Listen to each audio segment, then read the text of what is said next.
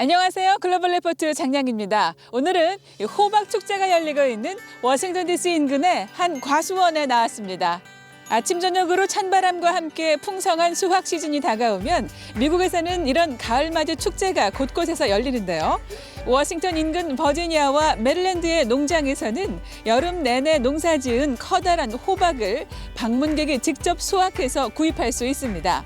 이 호박뿐 아니라 여러 가지 과일과 채소도 살 수 있고 트랙터가 끄는 달구지를 타보고 농장에서 키우는 동물들을 직접 만나보는 등 다양한 경험을 할 수 있는데요.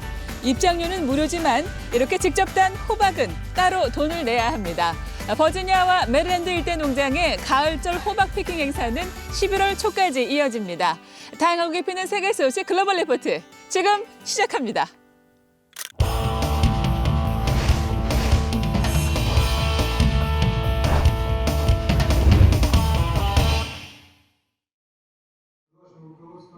러시아의 블라디미르 푸틴 대통령이 26일 러시아군의 핵전쟁 훈련을 직접 참관했습니다. 나흘 동안 진행되는 이번 연례 훈련에서는 지난해 2월 우크라이나 침공 직전 실시한 훈련과 마찬가지로 대륙간 탄도미사일 야르스의 발사 훈련도 진행됐습니다. 이런 가운데 푸틴 대통령은 우크라이나가 더티밤이라 불리는 방사능 폭탄을 사용할 것이라고 주장하고 나섰습니다. 향후 러시아군의 핵무기 사용을 합리화하기 위한 위장술책이란 분석이 나오는 가운데 조 바이든 미국 대통령은 러시아가 핵무기를 사용하면 심각한 실수가 될 것이라고 경고했습니다. 이스라엘과 팔레스타인 간 갈등이 다시 격화하고 있습니다. 이스라엘군의 팔레스타인 무장 세력에 대한 잇따른 기습 공격에 사상자가 늘어나면서 팔레스타인 측에서는 이스라엘군의 팔레스타인 점령을 끝내야 한다는 주장이 나오고 있습니다. 이스라엘군은 25일 팔레스타인 무장단체 사자굴의 요르단강 서안 근거지에 공격을 가했습니다.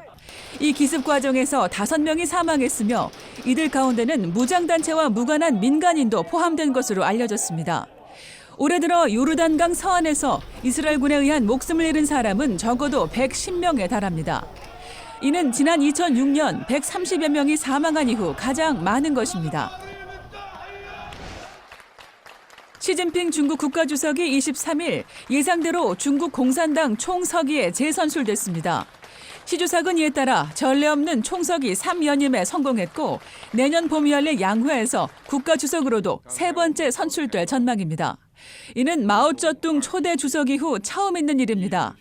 중국 공산당은 공산당 내 핵심 최고 지도부인 정치국 상문위원회 위원 7명의 명단도 발표했는데 시 주석 외에 다른 위원들은 모두 시 주석의 측근으로 채워졌습니다. 11월 8일 중간선거를 앞두고 미국 내 여러 주에서 조기 투표가 진행되는 가운데 전반적으로 2018년 중간선거 때보다 투표율이 높게 나타나고 있습니다.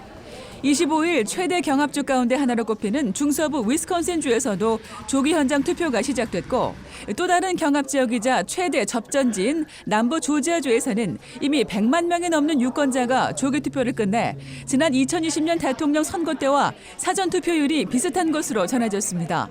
특히 여성과 흑인 그리고 50세 이상의 유권자 참여가 급증했습니다. 동부 버지니아주에서는 지금까지 41만여 명이 조기투표에 참여해 지난 2018년 총 조기투표 건수를 이미 뛰어넘었습니다.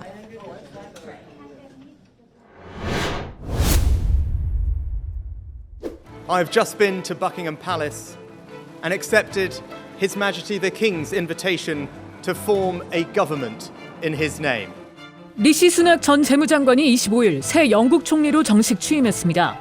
영국 역사상 최초의 유색인종 총리면서 200여 년 만에 최연소 총리입니다. 이로써 영국은 1년 새 3번째 총리를 맡게 됐는데요. 클릭 글로벌 이슈. 오늘은 영국의 정치 경제 혼란 속에 취임한 수낙 총리의 당면 과제는 무엇인지 살펴봅니다. 의원 내각제인 영국에선 집권당 대표가 총리를 맡습니다. 그러니까 국민 전체가 아닌 집권당 당원들의 투표에 의해 나라를 이끌 총리가 결정되는 것이죠. 현재 영국의 집권당인 보수당의 선택은 리시 수낙 전 재무장관이었습니다. 영국 역사상 백인이 아닌 다른 인종이 총리가 된 건 이번이 처음입니다. 수낙 총리는 1960년대 영국으로 이민 온 인도계 부모에게서 태어났습니다.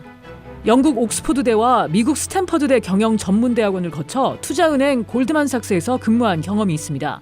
42세의 나이로 총리 자리에 오른 수낙 총리는 1812년 이후 취임한 영국 총리 중에서 가장 젊습니다. 그뿐만이 아닙니다. 수낙 총리는 영국에서 가장 부자 정치인 가운데 한 명이기도 합니다.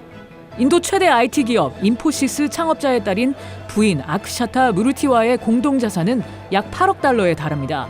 2015년 리치몬드 노스요크셔 선거구에서 하원 의원으로 당선돼 정계에 입문한 수낙 총리는 2020년 재무장관으로 임명된 후 신종 코로나 바이러스 대유행에 따른 경기 위축 상황에 대한 적극적인 대응책을 내놓으면서 주목을 받았습니다. 그리고 이젠 6주 만에 영국 역사상 최단기 총리로 사임한 역시 보수당 소속의 트러스 전 총리를 대신해 영국을 이끌어가는 위치에 앉게 됐습니다. Right now, our country is facing a profound economic crisis. Some mistakes were made, and I have been elected as leader of my party and your Prime Minister, in part, to fix them. And that work begins immediately. 앞서 트러스 전임 총리는 코로나 바이러스와 러시아의 우크라이나 침공으로 영국 경제가 어려워지는 상황에서 각종 정치 스캔들로 사임한 보리스 존슨 전 총리의 뒤를 이었습니다. 그리고 취임 직후였던 9월 중순 영국의 경제 성장을 이끌겠다며 대규모 감세안을 발표했습니다. 하지만 이 소식에 곧바로 영국 파운드화는 가치가 사상 최저치로 떨어졌고 영국 국채 가격도 급락했습니다. 2년 만기 국채 수익률은 2007년 10월 이후 최고치, 10년 만기 국채 수익률은 2010년 이후 최고치를 기록한 겁니다. 트러스 전 총리가 내놓은 과격한 경기 부양책이 영국의 국가 부채를 늘리고 물가 상승은 악화할 것이라는 우려 때문이었습니다. 순식간에 금융시장은 혼란에 빠졌습니다. 여기에 더해 트러스 전 총리가 우왕좌왕하는 모습을 보이자 불신 여론이 커지면서 결국 사퇴로 이어진 겁니다. 수낙 총리는 이걸 바로잡아야 합니다. So what does Rishi Sunak need to do? Produce a credible fiscal plan next week, underpin it with tax rises he can get his party to agree to put through Parliament, and spending plans that can actually be delivered on the ground. The UK economy that real people face is going to go through a whole series of challenges. People are going to get really high energy bills, people are going to get increasingly high mortgage payments, and the Conservative Party will be seen as partly to blame for that, but we'll also have to have answers to these global challenges around the energy crisis and around the war with Ukraine. 영국 일각에서는 수낙 총리가 부유한 엘리트 집안 분이기 때문에 일반 영국인들이 겪고 있을 어려움을 제대로 이해는 하고 있을까 하는 회의적인 시각이 있습니다. 에너지 비용은 가파르게 오르고 겨울은 빠르게 다가오고 있습니다. 수낙 총리 정권의 성공 여부는 일반 영국인들이 납득할 수 있는 경제 정책을 내놓을 수 있느냐에 달렸습니다.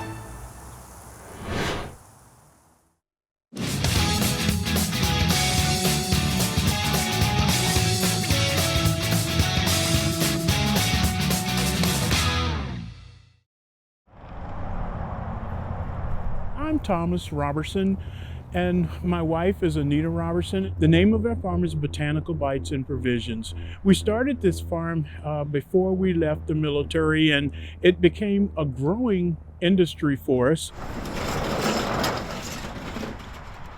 We had invested time and energy in attending new and beginning farmer courses, so we knew what we were up against. We had made connections with other farmers. And we use the drones in our facility now. The drones can show us that there may be a problem in one specific area.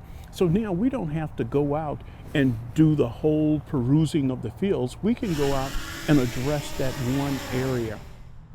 I grew up on a farm, and it was about a 30-acre farm in Amherst County, Virginia.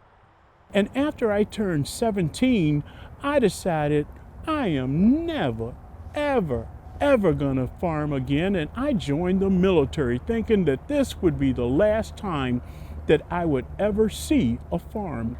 I happen to be a fourth-generation farmer. I can trace back to the 1800s. My great-grandfather, who lived in the Lake Anna region, was a farmer. When I was farming as a young man at 15, 16, 17 years old, things were really different. And we farmed using very, very old techniques. And we didn't have a tractor, we had a horse. But now we have tractors, we have farm implements.